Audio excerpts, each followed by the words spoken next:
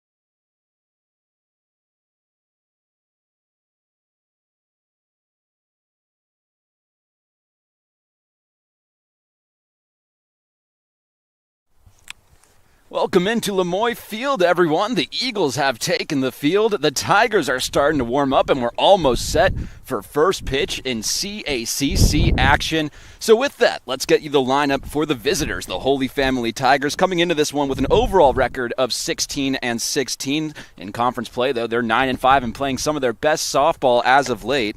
Leading things off, it'll be Riley Hobell, the center fielder, followed by Madison Grubb at the hot corner. Batting third, it's Alexis Letizia behind the plate. Sam Ciasulo, the CACC's leader in home runs so far this year. She's batting cleanup at first base. Batting fifth, it's Emma Claiborne, the designated player. Lauren Hagee will bat sixth in right field. Carly Miller, the second baseman, she's batting seventh. Batting eighth, it's Kylie Jones, the shortstop. And rounding out the lineup for the Tigers today, it will be Gina Oliveri in left field. In the circle today for the Eagles, wearing their alternate Senior Day uniforms, it's the sophomore Devin Barnett, the southpaw from National Park, New Jersey. So far this year, it's been a little bit of a tough one, looking to get right today, a 15.9 ERA. And 11 appearances and 7 games started so far this season. She's given up 78 earned on 18 doubles, 3 triples, 4 homers, and opponents are hitting .466. So a few things to work on for Devin Barnett. Not a lot of lefties in the lineup today for Holy Family as they're facing the southpaw in Barnett. Last time out for the starter, it was against Dominican University. She went 5 innings strong, but did give up 11 hits and 9 earned. 11 runs total, so not a ton of help from her fielders, but it's a new day, and we'll see what the Eagles can do today against the Tigers. Stepping up to the plate, it's Riley Hobell. A lefty-on-righty matchup. Hobell is ready. Devin Barnett is ready. And the first pitch of the game, we're underway as it's a little bit low at 1:01 p.m.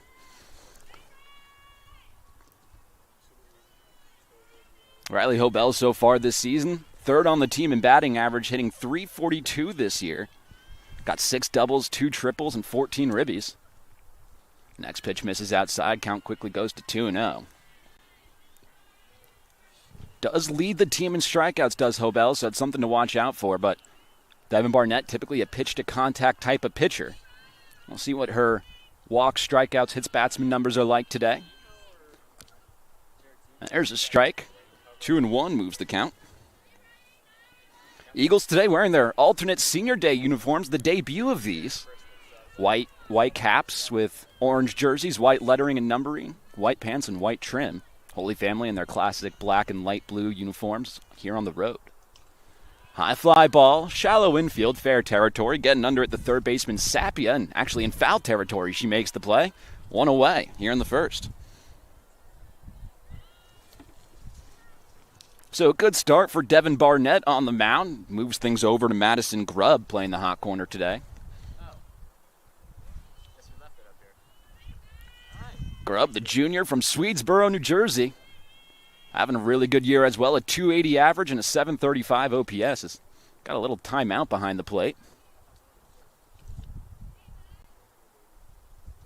Only 2 lefties today in the lineup for a Holy Family. There's going to come in the 7 and 8 holes respectively. Carly Miller and Kylie Jones towards the bottom of the lineup. So a bunch of lefty-on-righty matchups throughout the first couple of innings for Devin Barnett. First pitch misses down low to Grubb, 1-0. Good power numbers for Grubb on the year as well. 8 doubles and a homer for 12 RBIs. Those 8 doubles are good for second most on the team.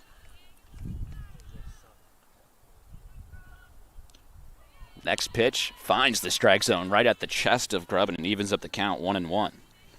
Defensive alignment today for the Eagles from left to right in the outfield. It's Hannah Searles in left, Isabella Oliver in center, and Alyssa Calabrese patrolling the waters in right. Next pitch misses outside, so good opportunity here for Madison Grubb, 2-1 count. It's Nyla Sapia at the hot corner, Brooke Dickinson at short, Angelica Tompkins playing second base, and Alexandria Biseglia over at first. Behind the plate, it's Brianna Hines, battery mates, of course, with Devin Barnett pitching. Line drive over to right field, might be drifting foul, and it does. Actually, it goes out of play. Wind might have carried that one a little bit towards foul ground as well. Evens up the count at 2-2. It's a chilly Sunday afternoon. Been a rainy weekend and really just a rainy week throughout Connecticut and New York. Although we're not expecting any today. The winds are blowing directly in towards home plate, which should help the Eagles when you think about it, but more on that as we get through it. Little soft bloopers, shallow outfield, ranging back the second baseman, Angelica Tompkins, and she makes the catch. 2 up, 2 down for Devin Barnett to start off her first inning. And 2 pop-ups here early.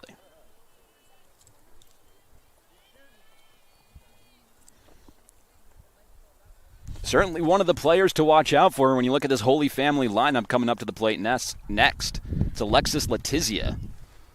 Leader on the team in batting average, second in slugging, on base percentage, and OPS. She hits a high fly ball, fairly deep to left field, but playable for Hannah Searles. And she makes the catch. How about a 1-2-3 inning to kick off Devin Barnett's off? We're scoreless heading into the bottom of the first.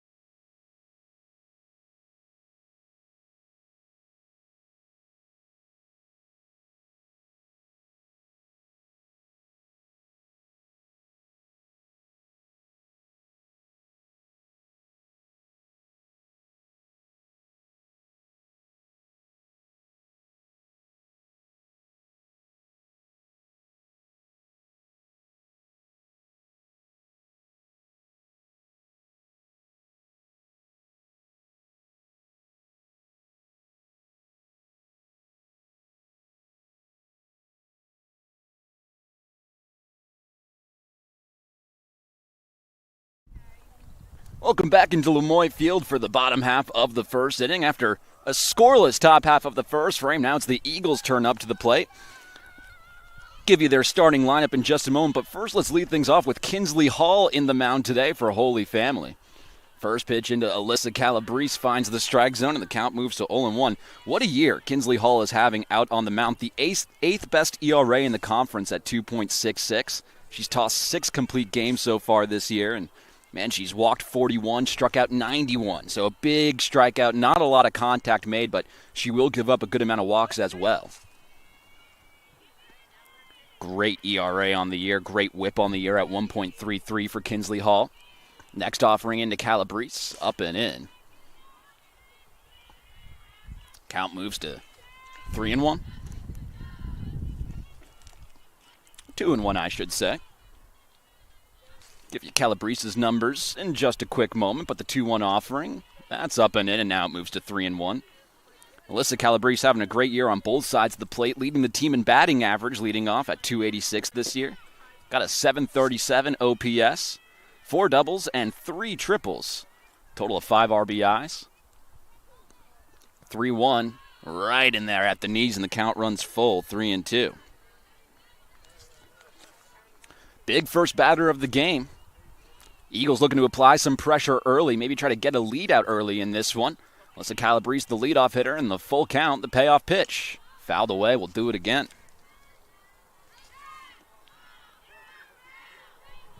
Full lineup today for the Eagles. It's Calabrese leading off in right field, followed by Angelica Tompkins on deck, the second baseman. Nyla Sapia at the hot corner batting third, and Bailey Dickinson, the designated player, batting cleanup. But once again, another payoff pitch. Borderline pitch, a tough take, but a good one at that. And a walk for Alyssa Calabrese to lead off this game. Boy, I had to hold my breath on that one. A borderline call, but Inside corner goes the hitter's way, and maybe everyone should take note of that for the rest of the game. It leads us off to Angelica Tompkins stepping up. Tompkins, a 177 hitter this year with a 519 OPS. Good amount of power, though. 3 doubles and a triple, and she squares around for a bunt but fouls it right back. Catching it off the backstop was Alexis Letizia, but doesn't quite work there, 0-1. Finishing up the lineup, it's Alexandra Biseglia at first base, batting 5th. Batting 6th, Brooke Dickinson at shortstop. Hannah Searles will follow her in left field. Brianna Hins will bat 8th behind the plate. Rounding out the lineup, it'll be Isabella Oliver in center field. Big wave and a miss for Angelica Tompkins on pitch number 2. And now the count goes to 0-2.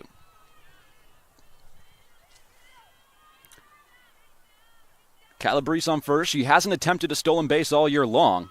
Skying it in the air is Tompkins. Shallow center field, ranging in. Riley Hobell, and she makes the grab, 1 away. So good job of protecting there from Tompkins on an 0-2 count, but nothing to show for it. Now Nyla Sapia steps up.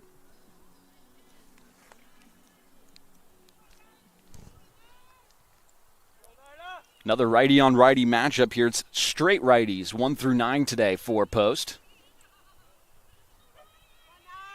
First pitch into Sapia. Just misses a little down low. Looked like a breaking ball that time from Kinsley Hall, and it goes to 1-0. Sapia this year, a 265 hitter, 719 OPS. Got 4 doubles and a home run. One of the team's 2 home runs this year for 7 RBIs. Next pitch misses upstairs, 2-0. Another really good stat for Sapia that you like to highlight is her 9 walks on the year, second on the team, and patient hitter, 9 walks to 14 strikeouts. It's a pretty good walk-to-strikeout ratio. Ahead in the count, 3-0. Snap throw back to first to no avail. Once again, Alyssa Calabrese hasn't even attempted a stolen base this year, so a little questionable on the snap throw, but causes a little mound visit here between battery mates Alexis Letizia and Kinsley Hall on the mound. So while that's happening, let's give you the defensive alignment today for Holy Family. From left to right in the outfield, it's Gina Oliveri in left, Riley Hobell in center, and Lauren Hagee patrolling the waters in right. Madison Grubb at third, Kylie Jones the shortstop, Carly Miller at second, Sam Ciasulo, the power first baseman. Behind the plate, Alexis Letizia, battery mates of course, with Kinsley Hall out on the mound. Looked like our home plate umpire Jennifer Walcott had a bit of a equipment malfunction, but we're all back and ready to play. 3-0 delivery. Inside ball 4. So a walk, a flyout, and a walk sees 2 on with 1 away here in the first, and the Eagles trying to get something brewing here early. That time a 4-pitch walk as well. So we mentioned a little bit when going over the stats for Kinsley Hall, but that's now her 93rd walk of the season. That's the most on the team and the 4th most in the conference heading into today. So some patient at-bats early, and now Bailey Dickinson, the power-hitting designated player, takes ball 1 upstairs. Make it 5 straight out of the strike zone for Kinsley Hall.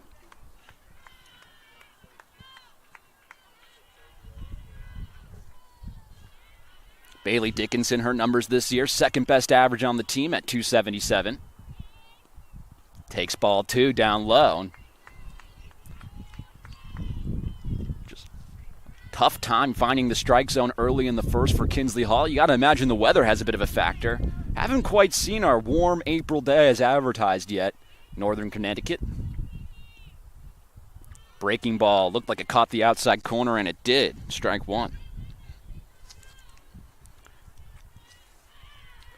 Bailey Dickinson, the senior, being celebrated today on Senior Day from Vineland, New Jersey. 18 hits on the year, 5 doubles and a homer. Skies one into foul territory close to the Eagles' dugout, and it goes out of play. Evens the count up at 2 apiece.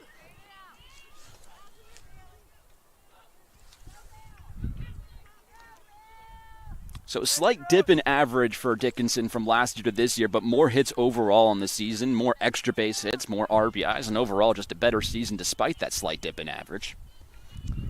Cleanup hitter in a 2-2 count. Easy take that time, and it runs full 3-2.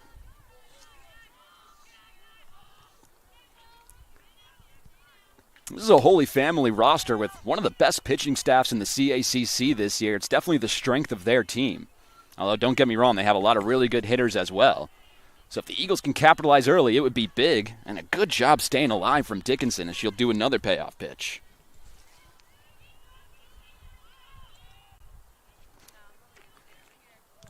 Especially for a chilly day, it's a really good-sized crowd coming out to celebrate the seniors here at Lemoy Field on campus. Another payoff pitch. High fly ball, fairly deep to left center field, but playable for the left fielder, Gina Oliveri, and she makes the grab. Runners stay put, and that's 2 away. Boy, fly balls are not going to be the key today for either side. The wind is blowing directly in behind home plate from the outfield at 15 to 23 miles per hour. So if I'm coaching both of these sides today, I'm really highlighting trying to hit the ball on the ground, force the fielders to make plays. Either way, a really good battle that time between Kinsley Hall and Bailey Dickinson. 2 on and 2 out, and Biseglia steps up. Big wave and a miss at a breaking ball for strike 1. Biseglia hitting 114 so far this season. 2 doubles, 6 ribbies. Another one with a decent walk-to-strikeout ratio, 8 bases on balls as opposed to 20 strikeouts, but she's behind in the count 0-2 here, having to protect. It's Alyssa Calabrese on second, Nyla Sapia on first, and Alexandra Biseglia at the plate with 2 away. The 0-2. Fouled off, and we'll do it again.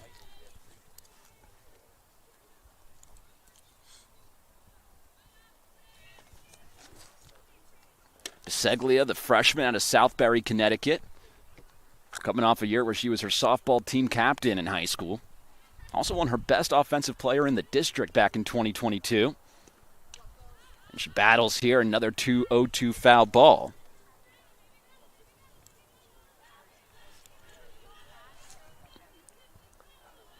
A lot to like early in this first inning if you're a post-Eagles fan.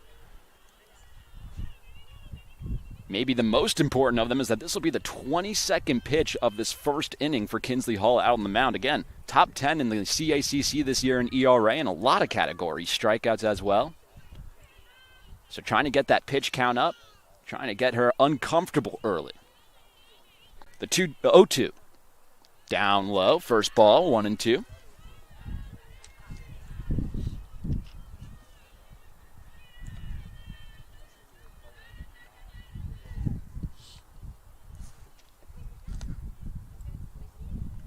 Righty on righty matchup. Now the 1-2 pitch. Good take. Oh, excuse me, a called strike 3. Borderline pitch. It goes the way of Kinsley Hall, and she gets herself in and out of trouble here in the first. No runs, no hits, no errors. 2 men left on base. We're scoreless heading to the second.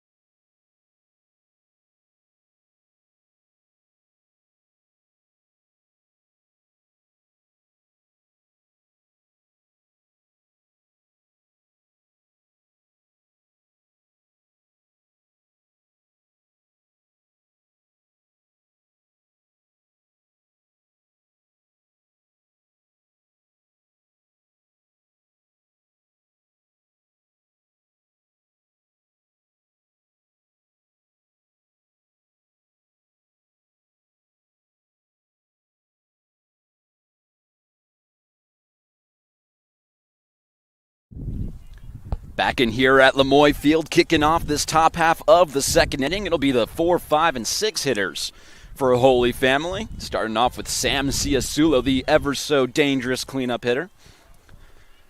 Ciasulo, pretty much your prototypical power righty and the plate, and the first pitch into her. Breaking ball finds the outside corner, and it goes to 0-1. Ciasulo, a .286 average this year, but the team's best slugging percentage at .662, as well as the conference's third best. Also has a team-leading 1.066 OPS, 5 doubles, and the conference lead 8 home runs at the plate.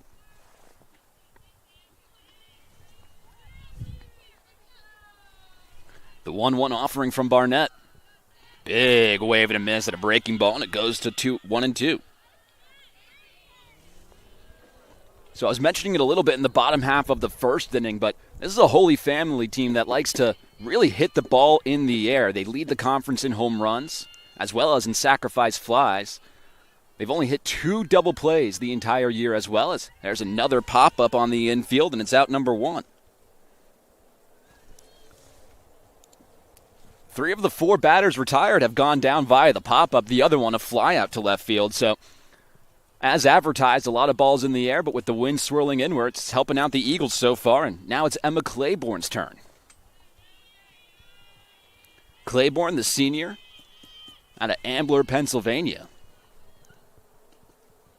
First pitch finds the strike zone at the knees, and it goes to 0-1. Boy, taking a look at Devin Barnett early, she's really doing a good job of working the corners, down low and low and away from these power-hitting Holy Family Tigers.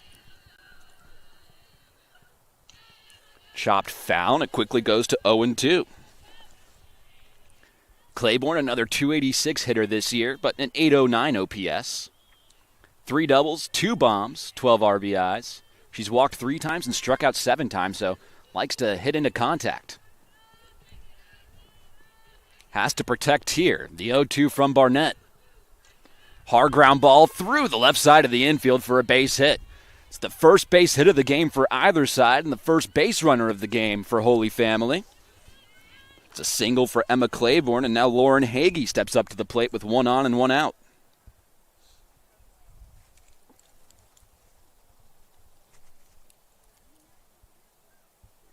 Good piece of 0-2 hitting that time from Emma Claiborne, but looks like we're going to have a pinch runner coming in for her.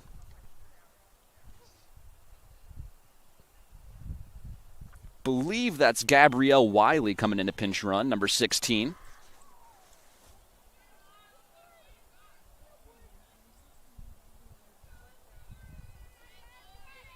Wiley, no stolen base attempts on the year. Be interesting to see if she tries one here in a tie game in the top of the second. 1 on and 1 out. Of course, Emma Claiborne being the designated player, we likely won't see Wiley in the field anywhere. And we'll see Claiborne come back up to the plate next time. First pitch in to Lauren Hagee. That one missed down low, I believe, and the count moves to 1-0. Looked like a pretty good pitch at the knees here, but home plate umpire disagrees with me. The 1-0 offering in. Hard line drive to the left side, but just foul. Boy, that had extra bases written all over it if she could keep it fair, but instead it goes to a 1-1 count. Hagee this year hitting .220 at the plate. 20 hits and 91 at-bats, 4 doubles and 8 RBIs. 2 walks to 14 strikeouts, however. So susceptible to the punch-out is Hagee, and now the 1-1 offering upstairs. 2-1.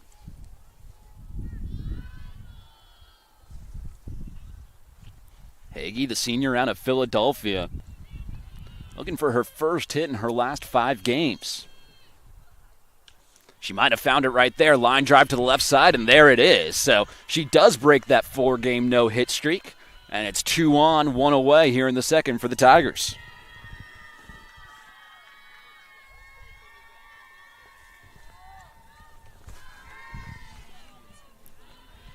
So a dangerous spot here. Tigers looking to capitalize for the first time today. Barnett a bit frustrated on the mound, and Carly Miller steps up. Miller, one of 2 lefties, and back-to-back lefties at that for Holy Family. First pitch into her. Just off the outside corner, and it goes to 1-0. Miller having a really good season so far, batting .346 on the year. 2 doubles and a homer for 10 RBI, so she's got some pop, but mostly that contact-type bat. Good pitch, finds the outside corner, 1-1. It was 4 in a row retired for Devin Barnett to kick off this game, but back-to-back singles from Claiborne and Hagee see 2 on and 1 out. As the sun starts to peek his way through, I can't believe it.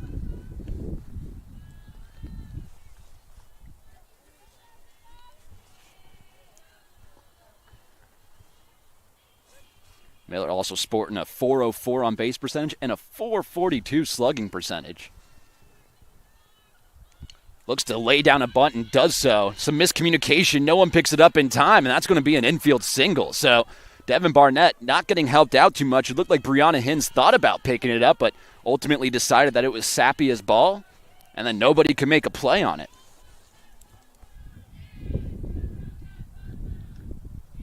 So 3 singles in a row, and the bases are juiced for Holy Family and Kylie Jones. Jones, the second of 2 lefties, and the southpaw matchup begins. First pitch in, misses just a bit down low, 1-0. A .233 average on the year for Jones. Leads the team in triples, however, with 4 of them, and that's actually tied for 3rd most in the conference. Next pitch misses just a bit above the letters, and a really good spot here for Jones, 2-0. It's Claiborne on third, Hagee on second, and Carly Miller on first. Barnett looking for the double play ball. With 2-0 offering. That's a good pitch right at the knees. That's where you want to keep it. It goes to 2-1. Those are the pitches that are most likely to get rolled over. Keep it low and below the zone. See if she does it again here, the 2-1 offering. Good pitch right on the outside corner, and it evens up the count at 2-2. Good job by Devin Barnett to battle back in this at-bat with nowhere to put him. Going from 2-0 to 2-2, and now you could waste one here if you so choose. High fly ball, foul territory over towards the third base side, and it goes out of play, so we'll do it again. And good job protecting there from Jones on a 2-2 count. Barnett doesn't have the most velo out in the mound, but some really good breaking stuff. Often finds batters out in front of it.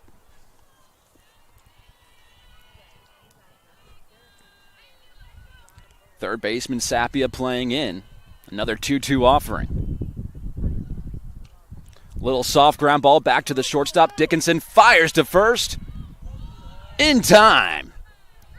Boy, a good play from Brooke Dickinson to get out number 2. Meanwhile, a run does come home to score, and everyone else moves up a station, so call it an RBI fielder's choice for Kylie Jones, and it's a 1-0 game in favor of Holy Family. And boy, that was a bang-bang play at first. To me, it looked like Kylie Jones might have beaten it out. But either way, a really good play by Brooke Dickinson to charge on and make the throw, and now it's Gina Oliveri stepping up. First pitch into her. Little blooper, shallow right field. It's going to land fair. 1 run comes home and score. Rounding third is Carly Miller. She will score.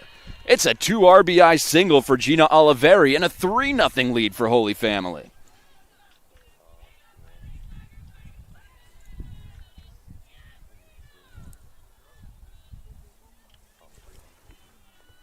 For Gina Oliveri, that's RBIs number 5 and 6 on the year. And only 16 at-bats. What a start she's off to so far this season. Back to the top of the order we go. And it's Riley Hobel stepping up to the plate, taking ball 1. Before we can even get to Gina Oliveri's numbers, which again are really good in a short sample size, she already knocks in 2 more. Next pitch into Hobel. That one misses just a bit below the zone, and it's a 2-0 count. Hobel, the leadoff hitter. She's 0 for 1 so far today. Was ahead in the count 2-1 when she popped out to Sapia at third, in foul territory, actually.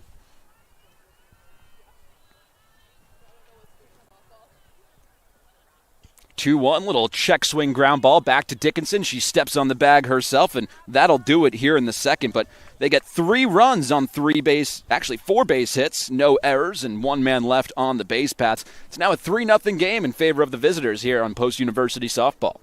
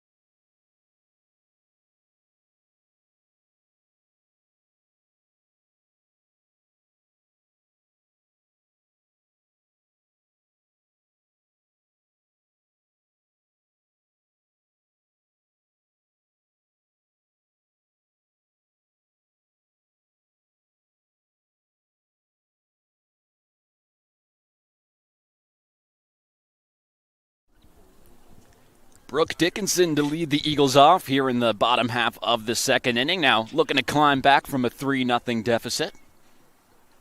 Eagles got some pressure on the base paths back in the first inning, but nothing to show for it. It was 2 on with 1 out, but ultimately a flyout and a strikeout ended the frame, and Kinsley Hall got herself in and out of trouble. Now working with the lead, the first pitch into Dickinson is fouled off, and it goes to 0-1. Dickinson, a 136 hitter this year. As we saw just in that last inning, a couple of plays to the shortstop. She's a great fielder. A double and 5 RBIs. Pitch misses down low, and it evens up the count at 1 apiece. Dickinson, the senior from Vineland, transferred over from Central Connecticut State.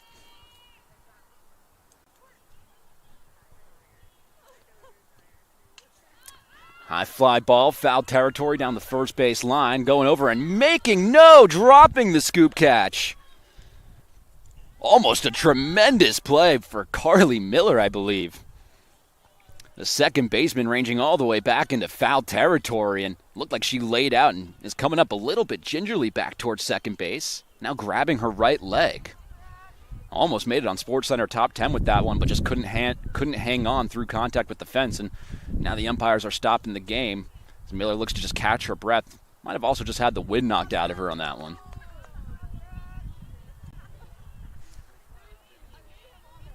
So it's a 1-2 count into Brooke Dickinson.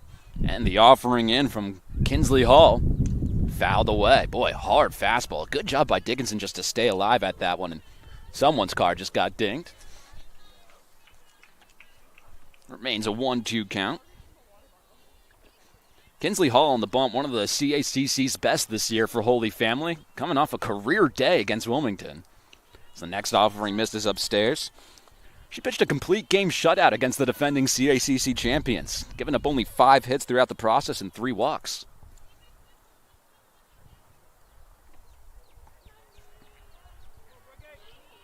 Two-two pitch. Swing and a miss for strike 3. Back-to-back strikeouts going back to the bottom half of the first, and it's 1 away here in the second. As Hannah Searle steps up to the plate now.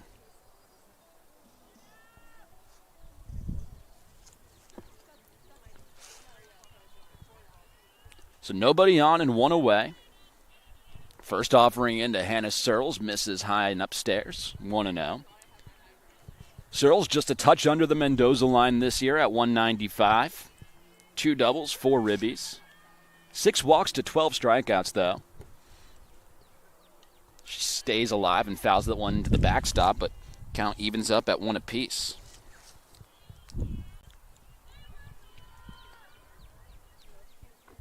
Searles in the 7 spot. It's Brianna Hines on deck, and then Isabella Oliver if we should get to her. So next pitch misses upstairs, 2-1.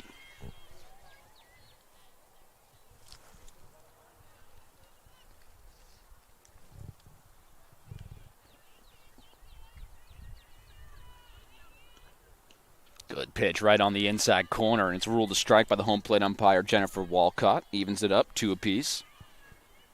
This is a team in Holy Family that, if you're post, you don't want to get behind. One of the conference's top pitching staffs. It's definitely the strength of this team. It's a high fly ball, shallow infield, right towards the second baseman Miller, and she makes the grab, 2 away.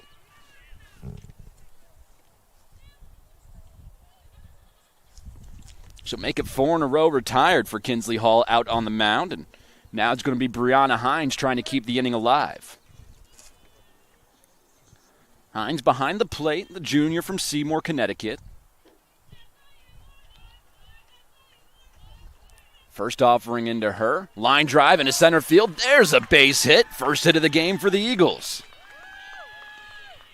How about the junior Hines picking up the base hit? Good piece of two out hitting. A little bit of ambush tactics on the first pitch. And now Isabella Oliver steps up to the plate.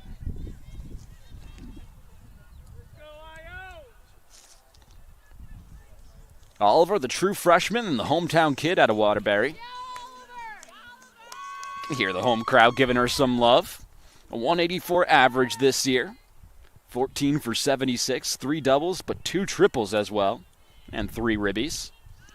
First pitch into her, finds the outside corner, 0-1. You could see that Alexis Letizia thought about the snap throw back to first, but decided better of it.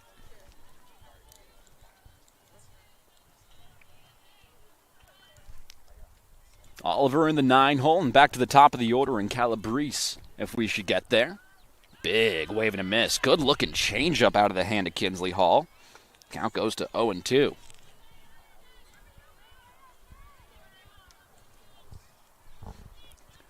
And field and outfield both playing Oliver straight up. Well, there is that pretty big gap right in the middle infield. Having to protect the 0-2. Tough take in there for a called strike 3 right on the outside corner. So no runs on one hit, no errors, and one man left on base for the Eagles. It's a 3-0 lead for Holy Family heading to the third.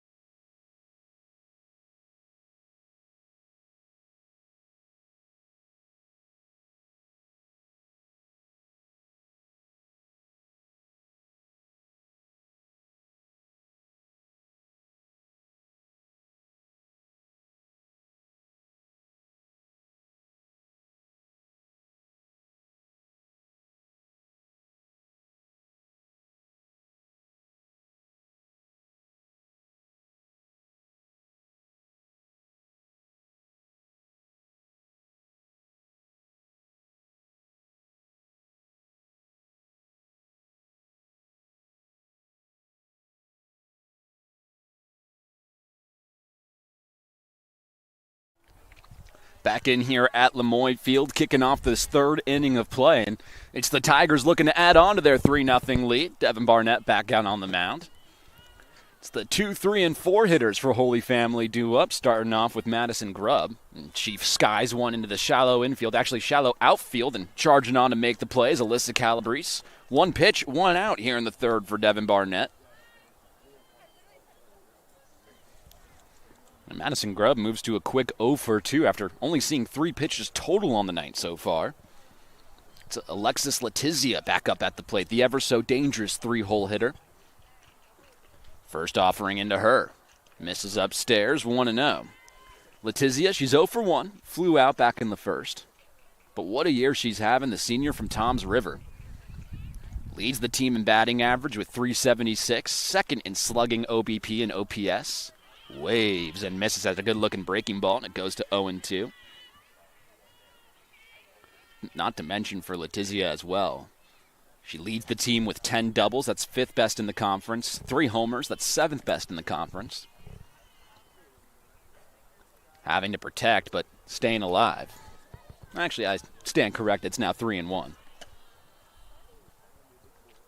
Not to mention Letizia, she's also leading the team in total bases this year. There's a lot of these numbers I can go through for her, but just a tremendous year from the senior. And a good spot here, the 3-1 offering. Skied foul and out of play, and it moves to a full count. 2-2. Never mind. I was getting a little confused overall. I was talking a little bit with our production crew before the game about John Sterling. That was a real John Sterling moment.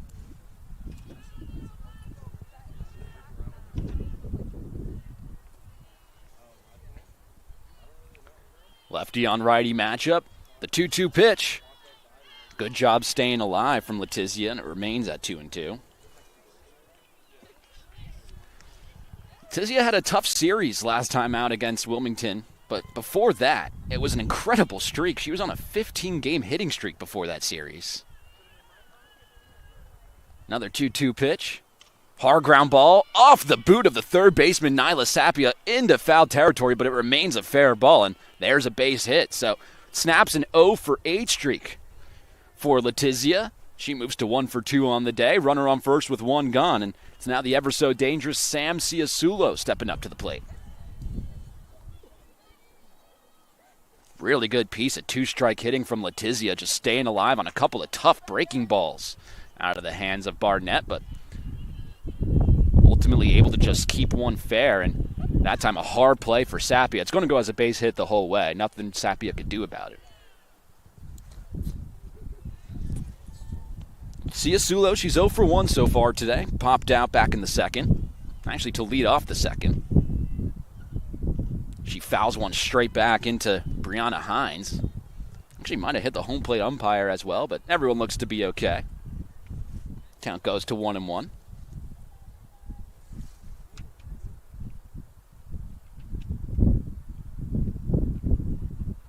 Could hear the wind howling right towards home plate, so even though Ciasulo is probably the most dangerous power hitter in the conference so far this year, you wouldn't mind a fly ball, assuming the wind will kill it down a little bit.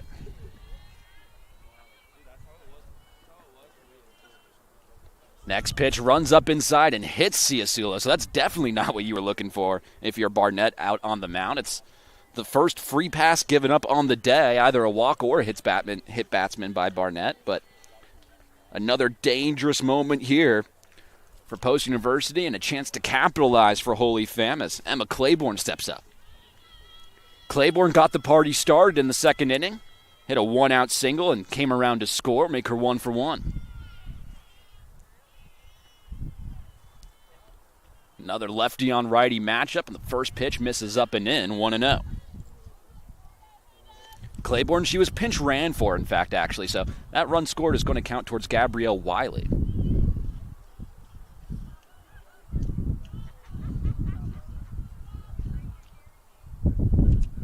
Next pitch misses in the dirt. Really good stop behind the plate, Brianna Hines, and it goes to 2-0.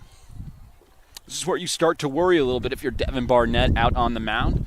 Hit your first batsman, and she does lead the conference in both hit batsman and wild pitches. Hard ground ball to the left side. Sapia steps on the bag for one. The long throw across the diamond, and how about that? A 5 unassisted 3 inning-ending double play, and Barnett works herself in and out of trouble. No runs, 1 hit, no errors, 1 man left on base. It's a 3-0 game, and the Eagles coming to bat.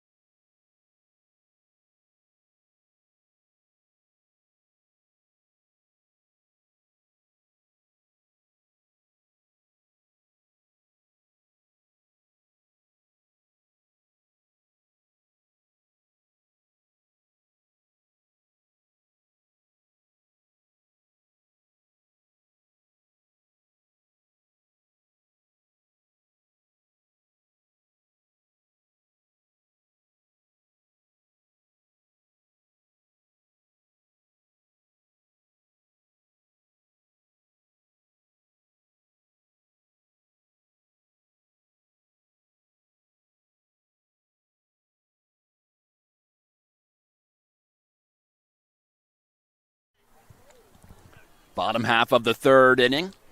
Back out on the mound, it's Kinsley Hall getting ready to throw her 43rd pitch of the outing and working with a 3-0 lead. It's the top of the order due up for Post, starting with Alyssa Calabrese. First pitch misses just a bit below the zone. It goes to 1-0. Calabrese started this game off well for the Eagles. It was a hard-fought battle. It ended up in a walk for her.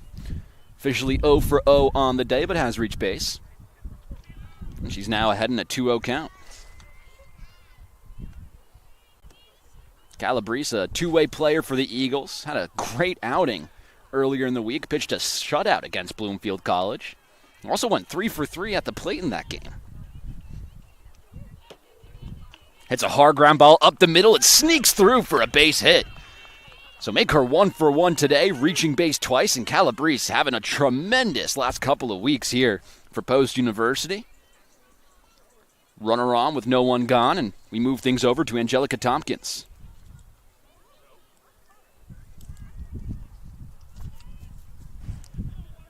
Tompkins 0 for 1, flew out to center in a 2-strike count her last time out. First offering into her. Misses just a bit down low, and the count goes to 1-0. Tompkins, a 177 hitter, but she's gotten a base hit in 4 of her last 5 games, and over that stretch, she's been really, really good.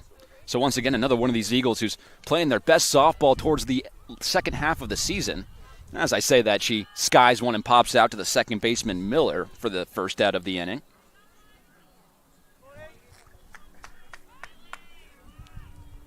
So we move things over to Nyla Sapia. Sapia, a couple of tremendous plays at the hot corner only a half frame ago, so maybe she can carry that momentum here at the plate. Was a fairly simple at-bat last time around, a 4-pitch walk. Make her 0 for 0. First pitch, late swing and a miss. Snap throw back to first to no avail. Count goes to 0-1. Again, mentioned it in the first because they checked on Calabrese a few times when she was on base in the first inning. She hasn't attempted a stolen base this year. Next offering in, misses low and inside, and it's a 1-1 count. Although I will say, just noticing from out here in right field, Calabrese, she does have a bit of a funky secondary lead, so to speak. She kind of winds her arm with the pitcher and then takes off a little late, so I can understand how it spooks a catcher sometimes. Count goes to 3-0, or 2-1, I should say.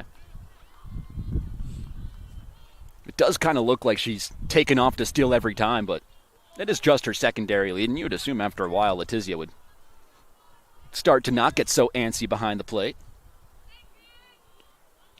Hard foul ball right into the leg of Sapia, and it goes to 2-2.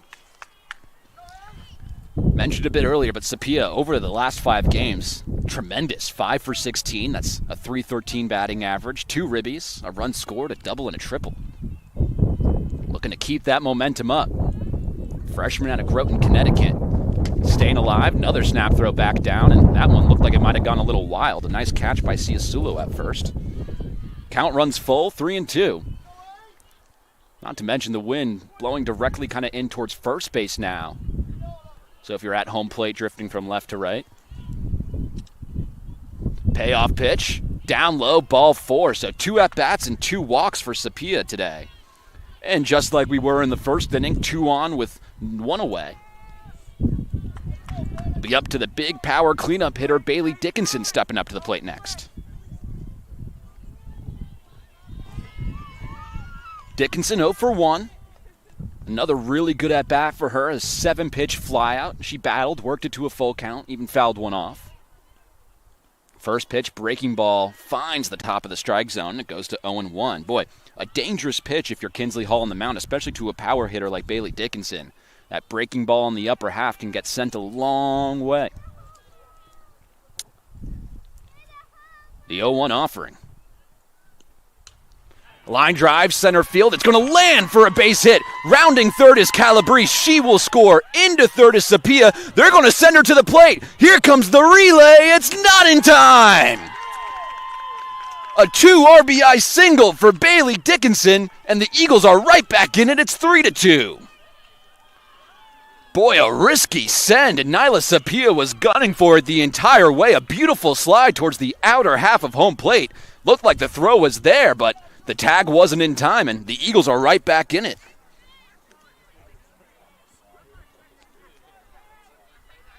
For Dickinson, it's her team-leading 12th and 13th RBIs of the season. Now we move things over to Alexandria Biseglia, who's in a 1-0 count.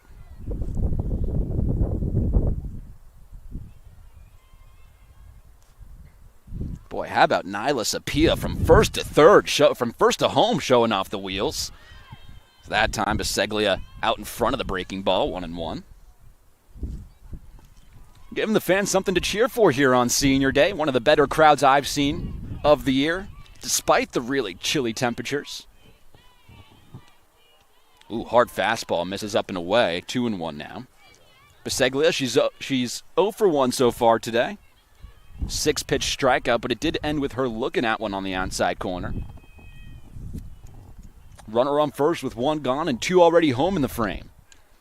High fly ball, foul territory down the first base line, reaching over and making another really good play is Carly Miller, the second baseman. Boy, she's had a couple of those hard-ranging kind of backhand over-the-shoulder grabs, and she's handled them to perfection today. So 2 away, still that runner on first base, and now it's Brooke Dickinson stepping up to the plate. First offering into her, low and inside, 1-0. Dickinson, she led off the second inning with a strikeout to make her 0 for 1. Overall in the season, a 136 batting average, but a really good series against Bloomfield earlier in the week. She fouls that one away. Evens up the count at 1 apiece. 2 for 7 against Bloomfield, but 4 RBIs and a double for the senior out of Vineland, New Jersey. Her first extra base hit of the year, and man, that was her RBIs number 4 through 5. RBIs number 2 through 5 on the season, I should say. As that pitch misses up and in a good spot here, 2-1 count. Kinsley Hall, she's really slowed down here in the third inning as well, thrown a lot of pitches. This next one will be the 60th of the outing and the 19th by my count of the frame. Actually fouling that one off, and it evens up the count at 2 apiece.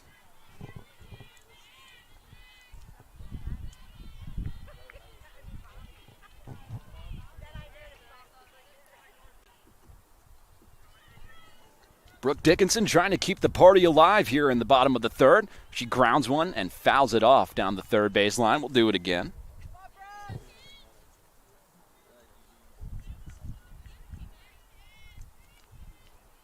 Dickinson, one of the seniors celebrated today on Senior Day.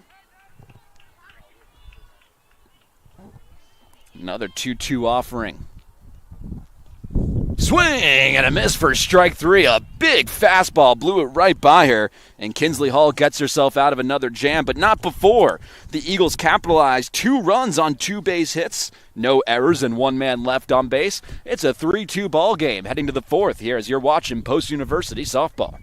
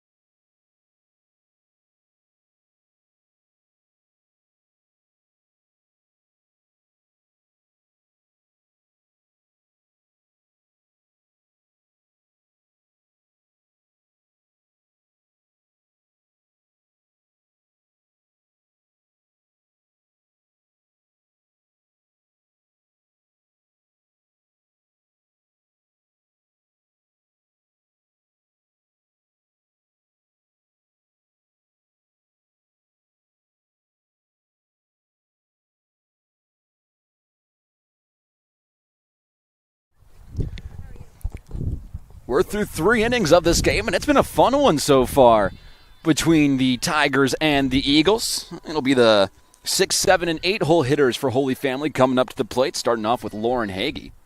First pitch from Barnett to her, misses up and inside, and the count goes to 1-0. Line score through 3 innings, 3 runs on 5 hits, no errors for Holy Family, 2 runs on 3 hits, and no errors for Post. Next offering in, misses just a bit below the strike zone. Count goes to 2-0. Boy, you can hear this wind just blowing everything away out here in right field, and I'm sure the players got to be feeling it on the field. Fly balls are going to be tricky, but we haven't seen any errors so far today. Kudos to both of these teams. Hard ground ball right to the shortstop Dickinson. She fields and fires one away. Brooke Dickinson, she's been tested a lot over at the shortstop position through 3 1/3 innings so far, but hasn't made an error yet.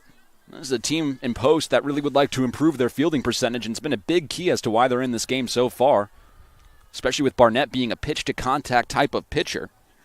So Carly Miller steps up to the plate, and she's been fantastic in the field today. Not to mention she reached on a bunt single her first time around.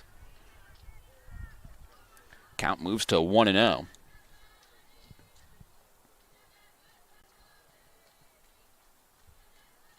Miller, a tremendous year overall, has a 11-game on-base streak, including what she's done today. Skies one into right field, easy play for Calabrese, and she makes it.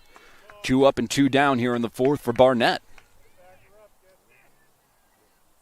Tend to notice a pretty big difference with runners on versus runners off for Devin Barnett on the mound. Seems like these at-bats go so much quicker. It's a lot less of a battle and tends to go her way when there's nobody on, but the second that somebody reaches, that's when things start to get a little tricky for Barnett. See how she handles Kylie Jones here.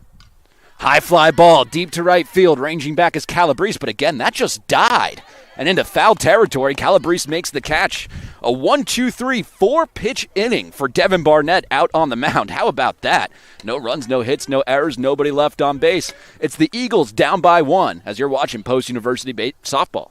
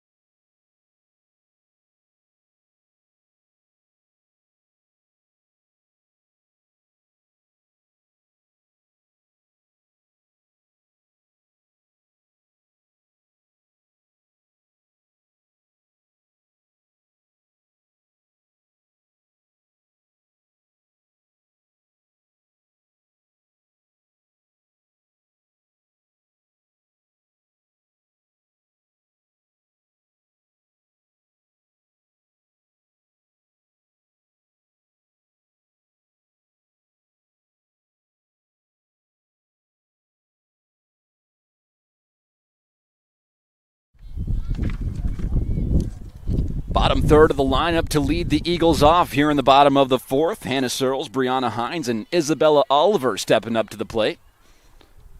First pitch into Hannah Searles finds the strike zone and it goes to 0-1. Searles, she's 0 for 1 so far today. Popped out after a good battle back in the second.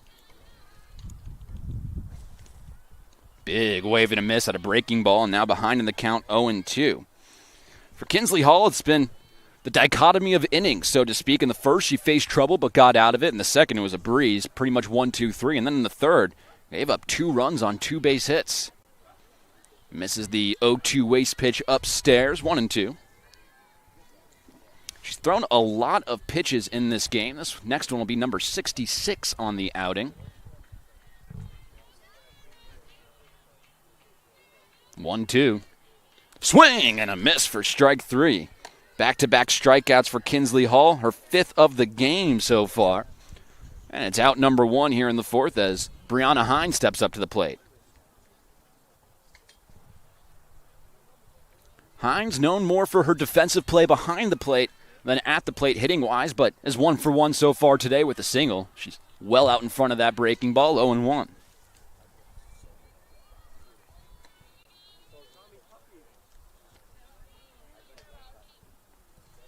Hines, the junior out of Seymour, Connecticut, a 161 average on the year. Takes ball 1 off the inside corner. She was a 2-sport athlete in high school. She was actually all-state and all-conference in each of her respective sports, baseball and volleyball. Or baseball, softball and volleyball. Next pitch misses off the outside corner, and she moves ahead in the count 2-1. Eagles looking for some production here out of the bottom 5 of their order. Hines is the only base runner of hitters 4 through 9 so far. Hitters 5 through 9, I should have said. She's ahead in the count 3-1 here, so good spot to expect a fastball and try to swing away at it.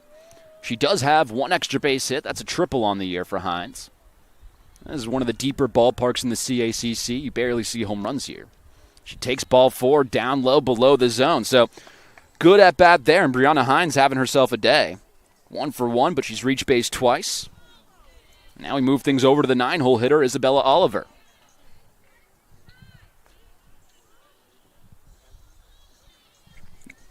Oliver looking to get right a little bit. She's 0 for her last 10 coming into this at-bat, and 3 for her last 20. 0 for 1 today with a strikeout. That was back in the second, but good stop behind the plate. Alexis Letizia saving a wild pitch there and preventing Brianna Hines from moving up anywhere. Count goes to 1-0. Well, with Oliver, it's definitely a good opportunity here as a true freshman, seeing a lot of playing time, this being her 28th game started of the season. Next offering misses upstairs, and of course you don't really expect a whole lot of production from freshmen, and you're really happy with the close to 200 average she has so far this year, not to mention the 5 extra base hits, 3 RBIs.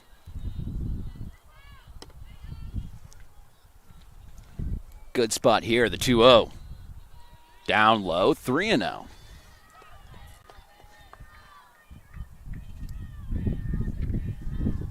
You can hear that Eagles dugout chanting 3 in a row.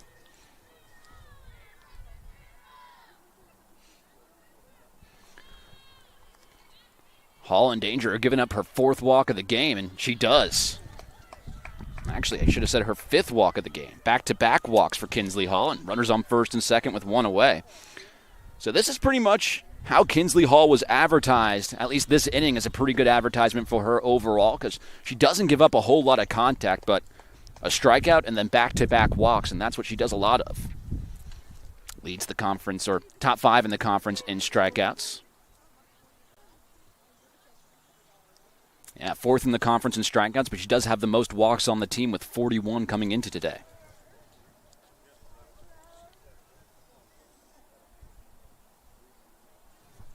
So quick mound visit, but it looks like Hall's going to stay in the circle for Holy Family. I think that's a good mound visit there by their pitching coach, just trying to settle everyone down. It's a close game, maybe an unexpected close game if you're Holy Fam. Came into this one with a conference record of 9-5, 4th in the conference. While Post, they're 2-10 in CACC play. So it's back to the top of the order. Alyssa Calabrese, 2 on and 1 gone. First pitch misses upstairs, 1-0. Not the batter you wanted to face right now if you're Kinsley Hall. Calabrese, she's had herself a day and she's had herself a week. She's 1 for 1 so far, reached on a walk and a single and scored a run.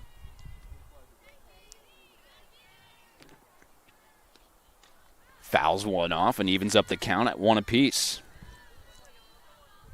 This has been a really good top of the order. Top 4 hitters so far today for Post. Trying to calculate it quickly. They're 1 for 4, but they have 3 walks combined between the 4 of them. So it's a good day overall. There's a breaking ball in there for a strike. Looked like it just locked up Calabrese that time, and it goes to 1-2. 2 for 4, I should say.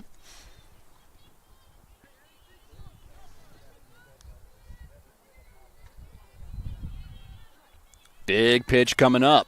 The 1-2. Just off the outside corner. Boy, a stone-cold take from Alyssa Calabrese. And a 2-strike count you're taught to protect, and you could see the hips started to move, but she was able to hold that one off.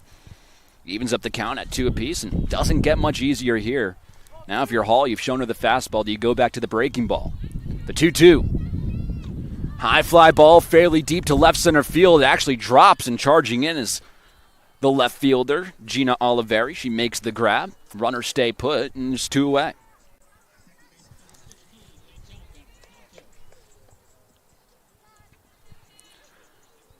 So it gets that much tougher now for the Eagles, trying to at least tie the game up. Base hit likely will do it. Angelica Tompkins stepping up to the plate. 0 for 2, fly out and a pop out. First offering in. Looked like a breaking ball just slipped out of the hands of Kinsley Hall, and it moves to 1-0. Got to imagine that Hall's nearing the end of her day soon. This will be pitch number 85 coming up. And it looks like they're starting to get some movement in that Holy Fan bullpen. Boy, way out in front of a breaking ball that time was Tompkins. 1-1 now.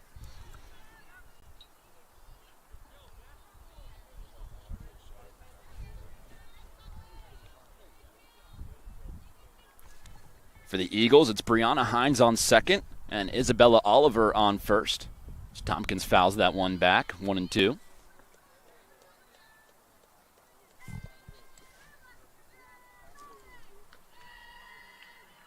Tompkins, the true freshman out of Groton, Connecticut, another one of these freshmen who's gotten a ton of playing time this year. Also her 28th game started. Another offering. High fly ball, shallow center field, ranging back as the shortstop, and Kylie Jones makes the grab. So once again, Kinsley Hall works herself in and out of trouble. No runs, no hits, no errors, but 2 men left on base for the Eagles, and we're stuck in a 1-run battle. Heading to the 5th, you're watching Post University Softball.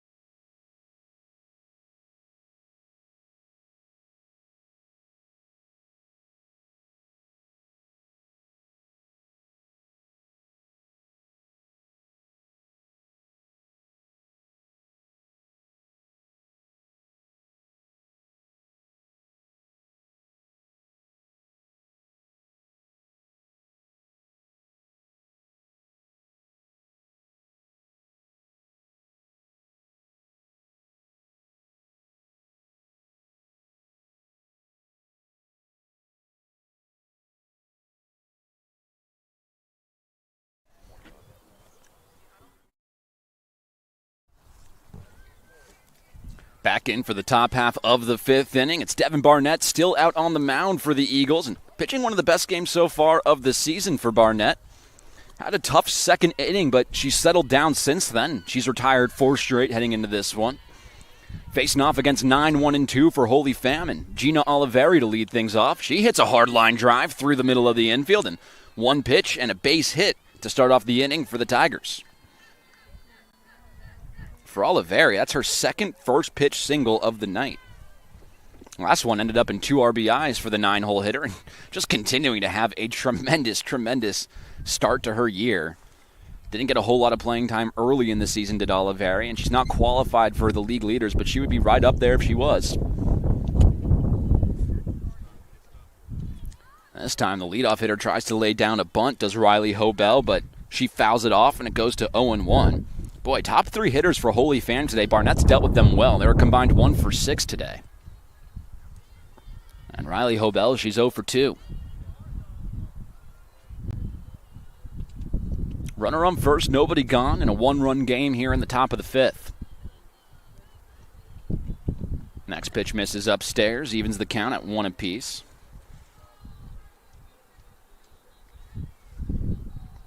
So Hobell coming into this one still looking to continue her 11-game hit streak.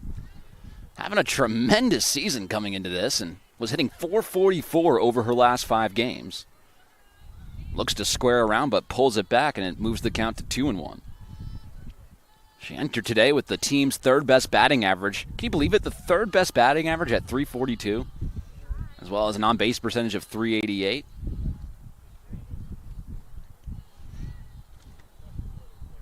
Two-one offering. Hard line drive, but it hooks foul past the 3rd baseline. Count evens up at 2 apiece.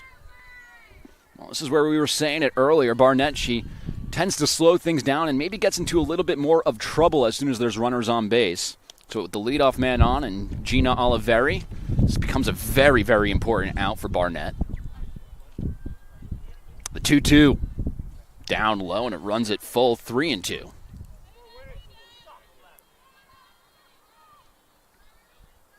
For Riley Hobell, man, we were talking about this 5-game stretch, .444, not to mention 7 ribbies and 4 runs over that stretch as well. Payoff pitch. Ground ball back towards the left side. Not going to be a play for Brooke Dickinson, and everyone's going to reach safely. Boy, those soft hit ground balls are killer If you're a pitcher, you feel like you've done absolutely everything right. A little excuse me check swing, and Riley Hobell extends her hit streak to 12 games.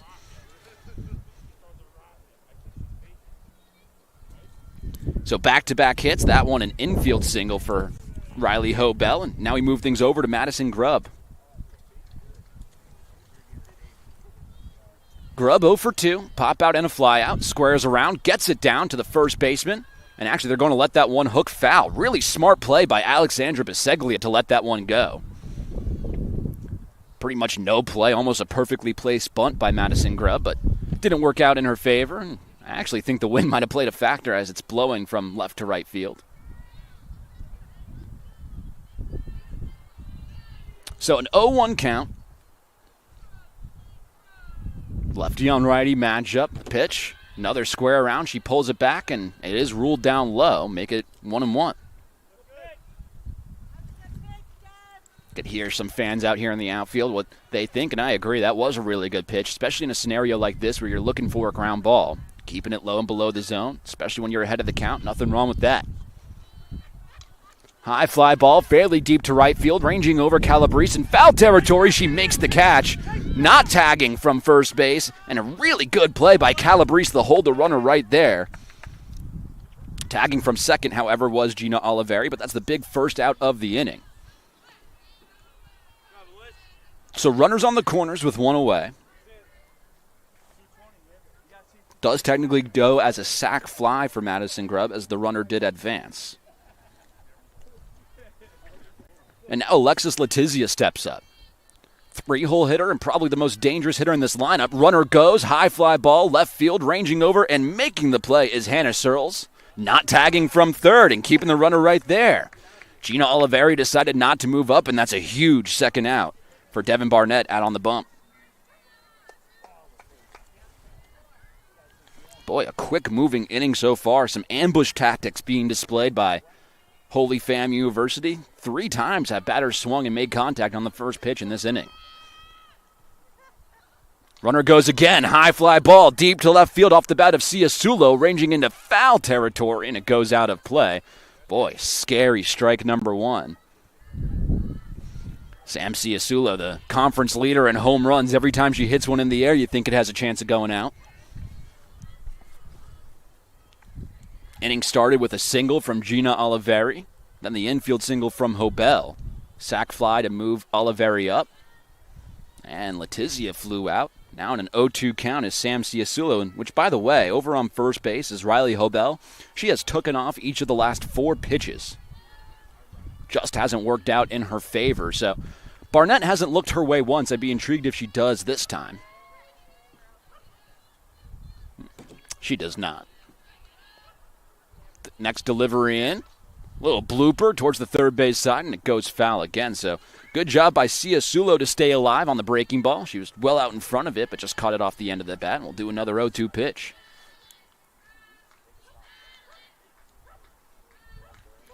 Ciasulo, a two-way player, senior out of Springfield, Pennsylvania. Coming into this one struggling a little bit, was 1 for her last 10 over the course of 3 games, and then before that, well, it was the opposite of a struggle. The 0-2. Ground ball back up the middle. Dickinson Fields goes the long way to first, and she makes the play. And that's a huge out number 3 for Devin Barnett out on the mound. No runs, 2 hits, no errors, and 2 men left on base. It's still a 3-2 ball game here as you're watching Post University softball.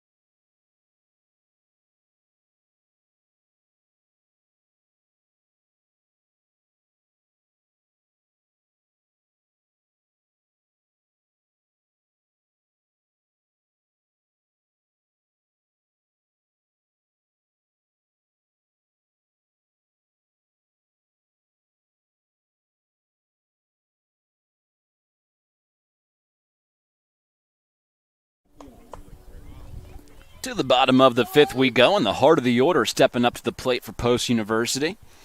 3, 4, and 5 hitters, starting off with Nyla Sapia. Having another really good day at the plate is Sapia, although no official at-bats. She's reached twice on a couple of walks. Also came around to score off the second one. Leading things off, and she takes a strike on the inside corner, goes to 0-1. It's Kinsley Hall still out there on the mound going into her fifth inning of work so far. She's given up 2 runs on only 3 base hits, but 5 walks and 5 strikeouts. Next pitch misses down low, 1-1.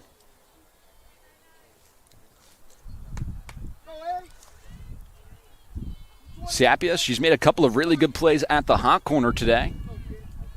She's been on fire as of late at the plate as well. She has a hard line drive into left field, but unfortunately right at Gina Oliveri for the first out. Boy, that's baseball, that's softball if I've ever seen it. Hard hit line drive, but it goes right at the left fielder, and it's out number 1. Bailey Dickinson back up at the plate.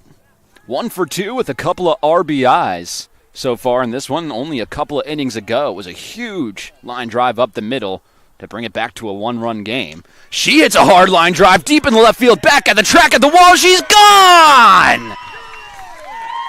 Her third RBI of the day for Bailey Dickinson, and this game is tied.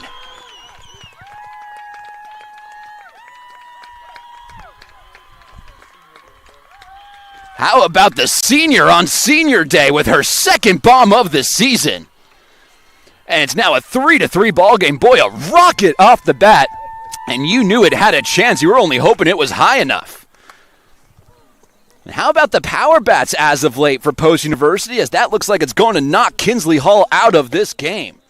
3 RBIs on the day for Bailey Dickinson, and a new pitcher coming into the mound. A tie ball game here on Post University softball.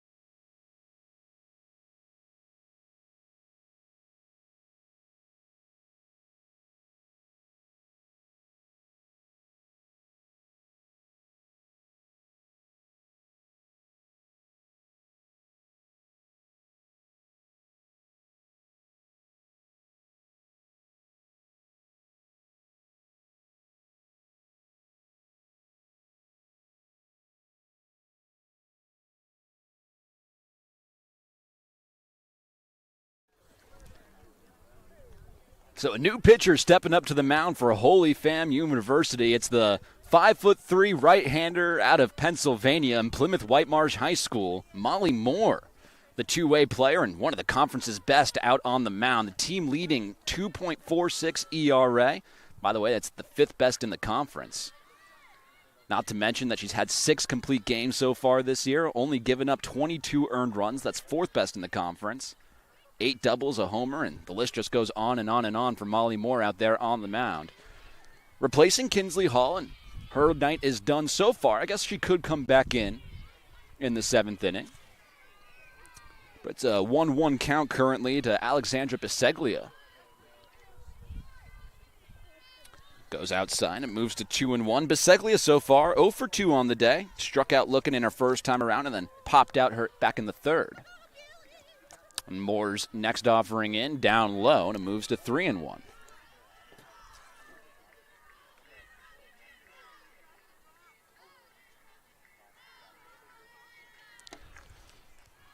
Three-one offering from Molly Moore. Does find the strike zone right at the letters. Borderline pitch, and it goes Moore's way. Count goes full, 3-2. Pretty middle-of-the-road strikeout and walk numbers for Moore this year, so another one of these pitch-to-contact pitchers. And the 3-2 misses upstairs for ball 4. Boy, Alexandra Biseglia wasn't sure about it, but it ends up going her way. And it's another runner on here with one gone.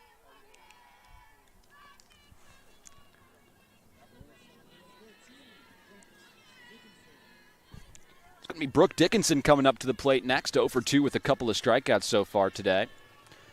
Kinsley's Hall night is done. Looking to find her numbers as there's a strike. She's gone 4 1/3, gave up 3 earned on 4 hits, 5 walks, and 5 strikeouts. All 3 RBIs for the Eagles coming off the bat of Bailey Dickinson in this one. Put a lot of power behind that last home run. It was a rocket out into left field.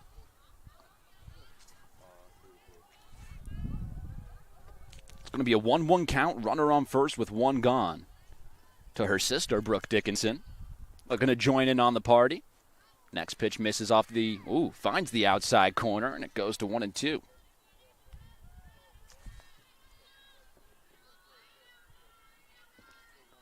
Dickinson having a good series against Bloomfield, looking to keep that momentum going. 0 for 2 so far, but it can all turn around with 1 swing of the bat.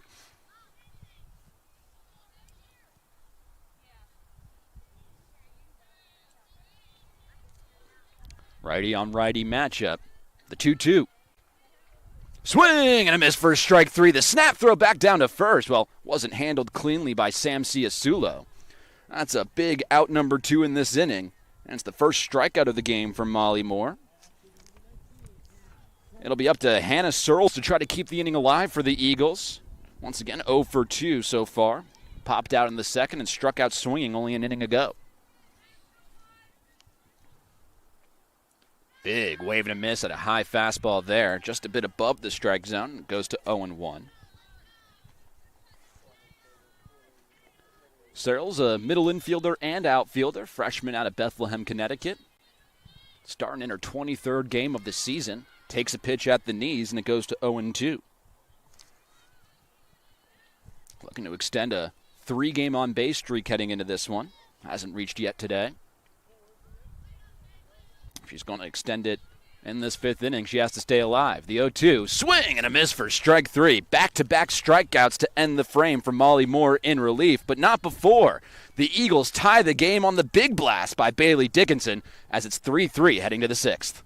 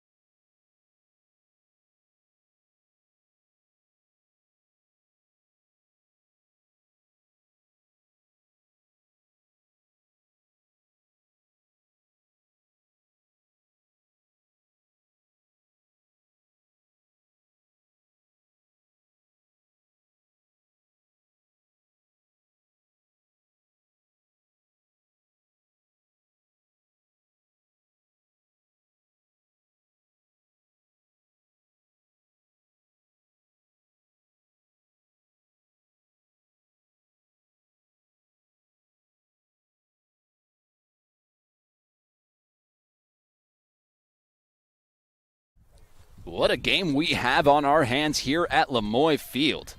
As Devin Barnett is back out on the mound, heading into her 6th inning of work. One of the better starts we've seen from Barnett all season long. Looks to continue that, facing off against 5, 6, and 7 batters in the order. First pitch swinging for Emma Claiborne. High fly ball, shallow left field, and making the catch is Hannah Searles. 1 pitch, 1 out for Devin Barnett to kick off this frame. Claiborne, by the way, she moves to 1 for 3 on the day. And we move things over to the 6-hole hitter. It's Lauren Hagee stepping up. Hagee 1 for 2, single and scored a run in the 2nd, then grounded out back in the 4th. First pitch into her, right down West Broadway, and the count goes to 0-1.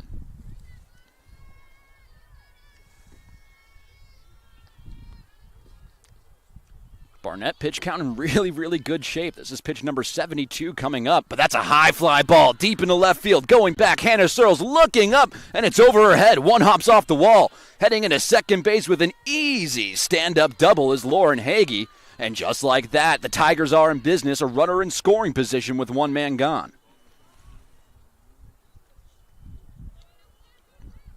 For Lauren Hagee, her 5th double of the season.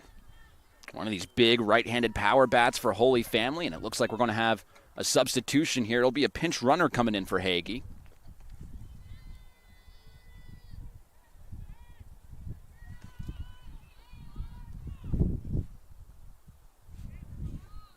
It's hard to see the number on the pinch runner. She has a ponytail covering the number directly over her back, so we're all looking around up here going, you think it's number 3? Oh, never mind. It's number 5. So that's going to be Rachel Allen over at second base pinch running. Allen, no stolen base attempts on the season. Sophomore, transferred over from Division III Elizabethtown College. But stepping up, it's going to be Carly Miller at the plate. First offering into her, squaring around and flat out whiffing. It's 0-1. Miller, she did reach on a bunt single. That was back in the second inning and then flew out in the first pitch in the 4th, so she's 1 for 2.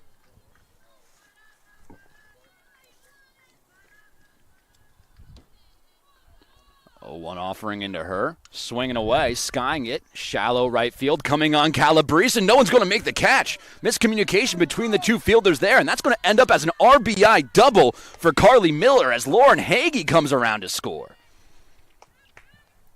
By Lauren Hagee, I meant Rachel Allen, of course, the pinch runner, but either way, called an RBI double for Carly Miller as she's having a fantastic day, and it's Holy Fan back on top, 4-3.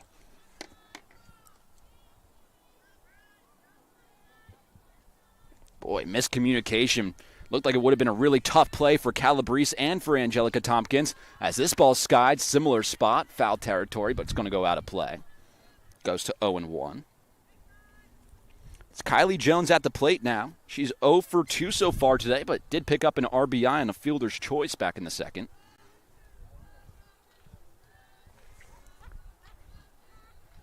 For Carly Miller, by the way, that's her 11th RBI of the season to make it a 4-3 ball game. Next one misses upstairs, evens up the count at 1 apiece.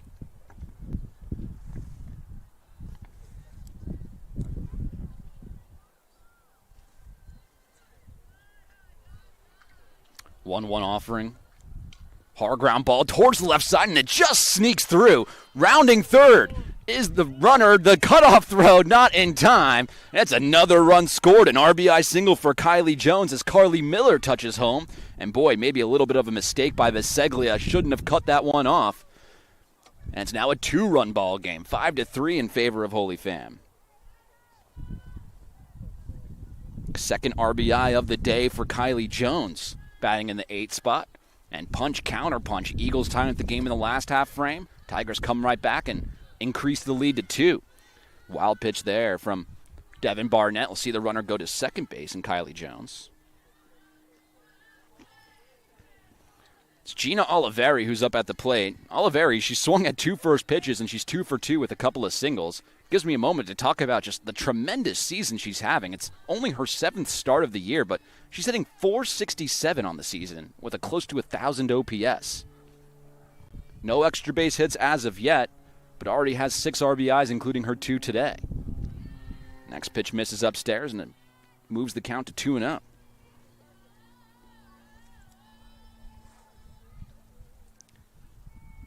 Runner on second with only one man gone here in the 6th. Holy Fam looking to add on to their 2-run lead. Line drive towards the left side, past the diving try of Dickinson, and into center field. Rounding third is Jones. Here comes the throw. It's offline. Called an RBI single for Gina Oliveri, and it's now a 3-run lead for Holy Fam. Boy, Gina Oliveri, have a day. 3 for 3 with 3 RBIs. And now we're going to have a mound visit here between battery mates Brianna Hines and Devin Barnett. It's a single and an advancement on the throw to home for Gina Oliveri.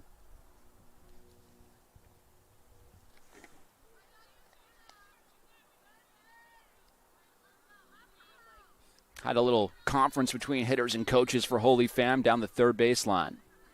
Looks like we're all set now. Goes back to the top of the order, and Riley Hobell stepping up to the plate. Hobell 1 for 3 so far today. Reached on an infield single the last time out.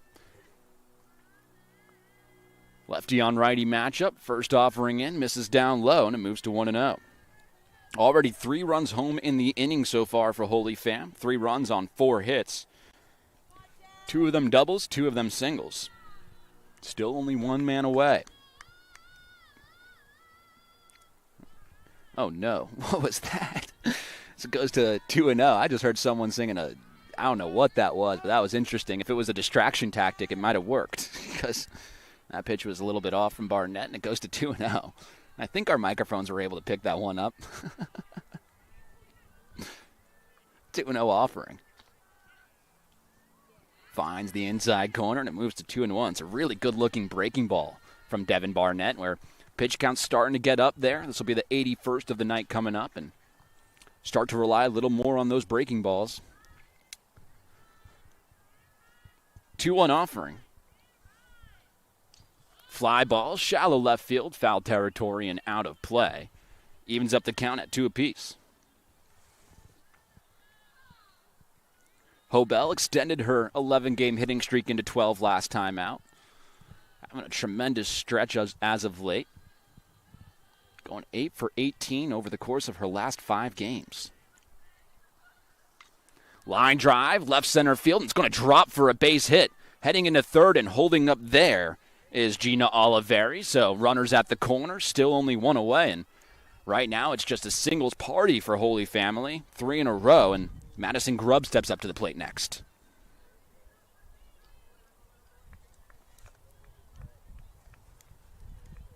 Good piece of 2-strike hitting for Riley Hobell. It's the second time we've said that in as many innings for her.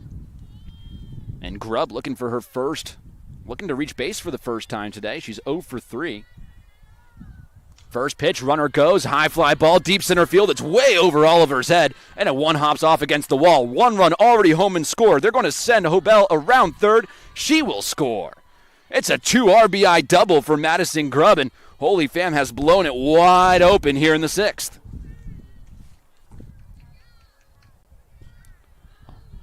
Doesn't feel like that long ago that this was a tie ball game at 3-3, but a 5-run 6th inning, highlighted by that Grubb 2 RBI double. And once again, this one might feel out of reach.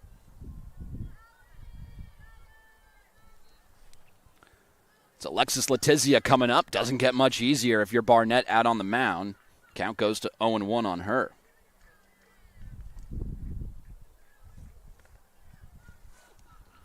Letizia, she's 1 for 3 today. Couple of flyouts and a single. One of the conference's best hitters, best catchers overall as well, as she skies one. Fairly deep right field, but playable for Calabrese. She makes the grab. Runner stays put at second. And there's 2 away here in the 6th.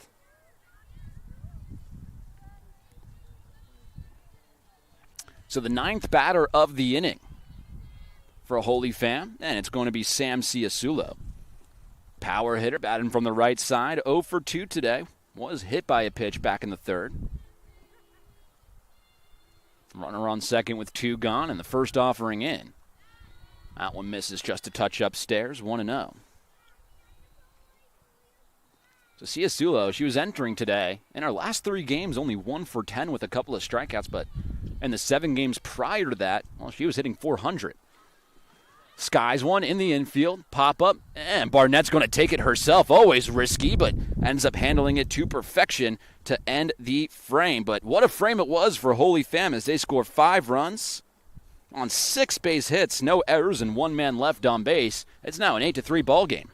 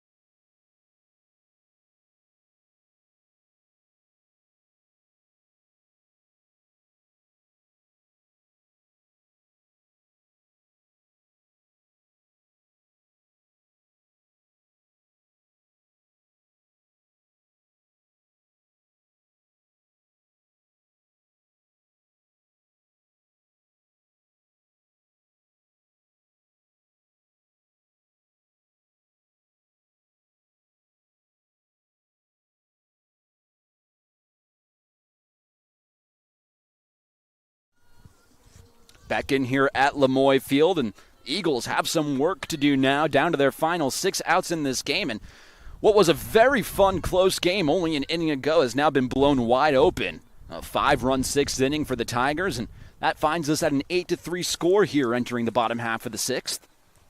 It'll be the 8, 9, and 1 hitters due up for Post University, starting off with Brianna Hines, who, hey, she's had a tremendous day. Actually, if you look at these 3 hitters overall, the 8, 9, and 1s, are 2 for 4 overall with a couple of walks and a couple of runs. But that time make it 2 for 5 as Brianna Hines pops out, and she moves to 1 for 2 on the day personally. Over to the 9-hole hitter we go, and it's Isabella Oliver. 0 for 1, but reached on a walk her last time out.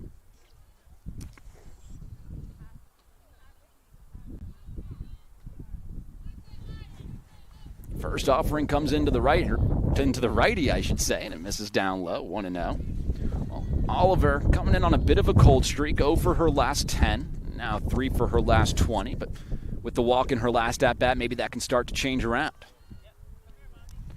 Pitch misses just a bit outside, and she's in a good spot once again, 2-0. By the way, it's Molly Moore still out on the mound after she came in relief last frame for Kinsley Hall. Assuming Kinsley Hall's night is done, it's 4 1/3, 4 hits, 3 earned runs. That one's grounded right back to Moore on the mound. She fires to first, and there's 2 gone. 5 walks and 5 strikeouts for Kinsley Hall, the starter today. 2 up and 2 down here in the 6th. And Alyssa Calabrese, it'll be up to her to try to keep the inning alive for the Eagles. And after the sun came out for about 10 minutes earlier in the day, it's gone back behind the clouds, and we're back to a really chilly, windy day here at Lemoy Field. It goes to 1-0. Typically, they say that helps out the hitters, and it might be the case today. A combined 11-run score between the 2 teams. Goes to 2-0 now. Or 1-1, I should say.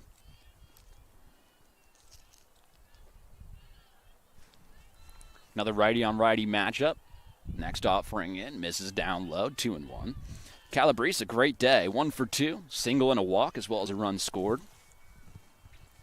Might be taking the mound for Game 2 of this doubleheader, and if she is, she's coming off one of her best starts of the season last time out. Fouls one right into her shin, and it goes to 2-2. This game started off with a 3-run second inning for Holy Fan, but then Post came all the way back. It was 2 runs in the 3rd. Bailey Dickinson with a 2 RBI single, and then her solo shot. This time it's Calabrese skying one to straightaway center, ranging in and making the catch is Ho Bell. And that'll do it here in the 6th. The 1-2-3 inning for Molly Moore out on the mound. No runs, no hits, no errors, no one left on base. It's 8-3 Tigers here on Post University Softball.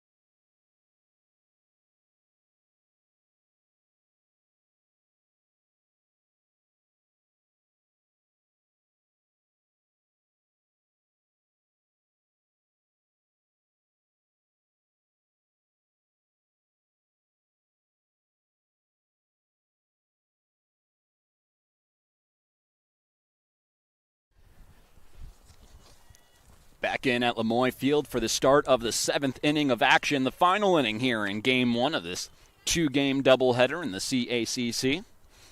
It's an 8-3 lead for the Tigers, and Devin Barnett is back out on the mound. 9 batters came up to the plate in the last inning, and Emma Claiborne let him off that time around. She leads us off again and flies out on the first pitch again. Boy, deja vu from the last inning. 1 pitch fly out, and there's 1 away. So Claiborne moves to 1 for 4 in game 1 here. Now it's Lauren Hagee stepping up to the plate next. Hagee having a great day. Got the 6th inning party started for Holy Fam with that double with 1 out. She's 2 for 3 overall with 2 runs scored.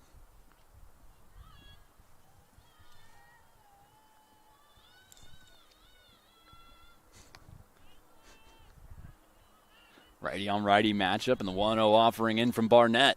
That one misses down low, and it moves to 2-0.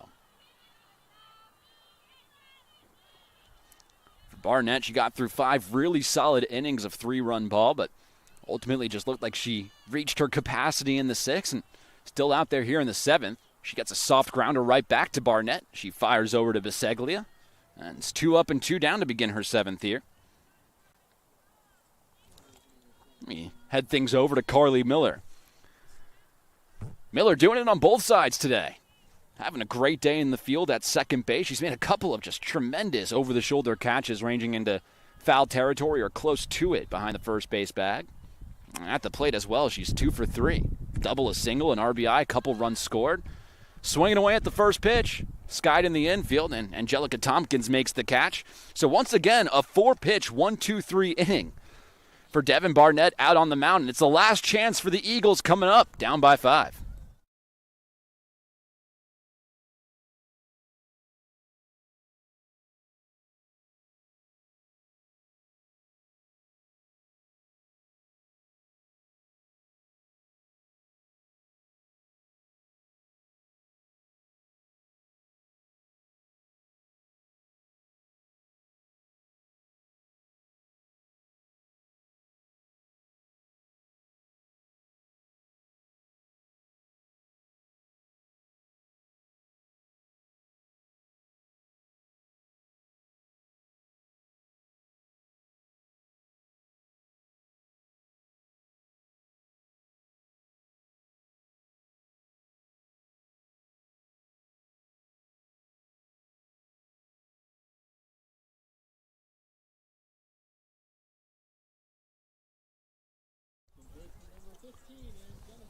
Last licks for the Eagles as we head to the bottom of the 7th inning.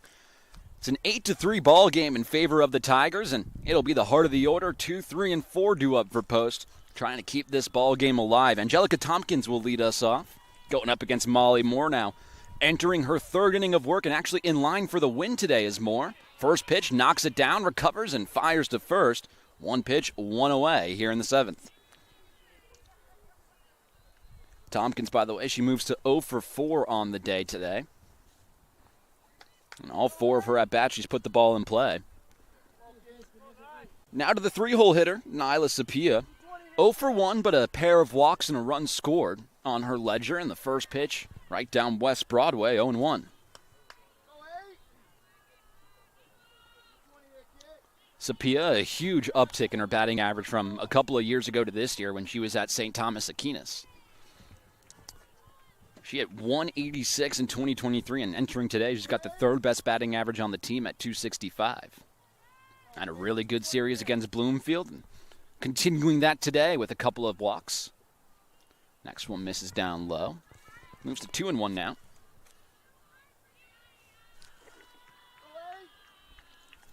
Sapia, the senior out of Flemington, New Jersey. Skies one, shallow infield. Ranging towards foul territory is Miller, and there's one of those over-the-shoulder catches for her. It's probably the 4th one today that she's made in foul territory. And just like that, the Eagles are down to their final out, although it's been their star hitter today, the cleanup hitter, Bailey Dickinson, trying to keep this game alive for post. What a game it's been for her. 2 for 3, a single, a homer, 3 RBIs. Her team leading 2nd home run of the season, only in 2 innings ago. Launches ball 1 down below the zone.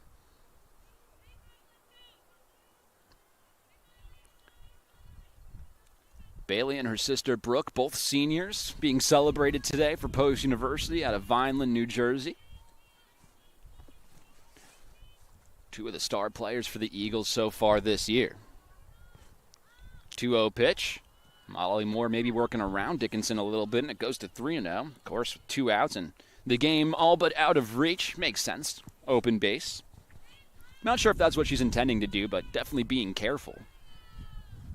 The 3-0 down low. That's ball 4. So Dickinson continues her tremendous afternoon, and hopefully she can continue that momentum into game 2 of this one. Moves things over to Alexandra Biseglia. 0 for 2, but does have a walk.